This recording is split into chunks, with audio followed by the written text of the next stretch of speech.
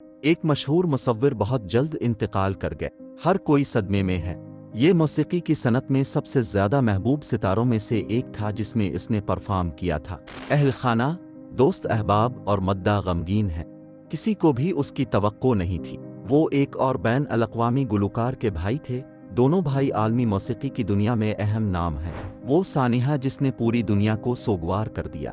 یہ کس کے بارے میں ہے اور یہ کیسے مر گیا، آپ کو اگلا پتہ چلتا ہے۔ معروف امریکی ریپر ایرون کارٹر 34 برس کی عمر میں انتقال کر گئے۔ گلوکار 5 نومبر 2022 کو کیلیفورنیا کے شہر لنکاسٹر میں اپنے گھر میں مردہ پائے گئے تھے۔ ذرائع نے اطلاع دی ہے کہ ہارون اپنے ہی باتھ ٹب میں مردہ پایا گیا تھا۔ نیز حکام کو ہفتہ کی صبح 11 بجے کے قریب 911 پر کال موصول ہوئی تھی کہ ایک شخص باتھ ٹب میں ڈوب گیا۔ قتل کے سراغ رساں بھی جائے وقوع پر موجود تھے، لیکن کم از کم اب تک ایسا کوئی ثبوت نہیں ملا ہے جو ممکنہ قتل کی نشاندہی کر سکے۔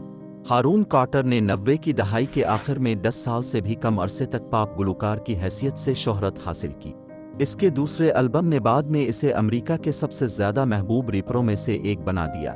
اس کے علاوہ نک کا بھائی ہونے کے ناطے بیک اسٹریٹ بوائز کے ممبروں میں سے ایک اسے اور بھی زیادہ فوائد لائے۔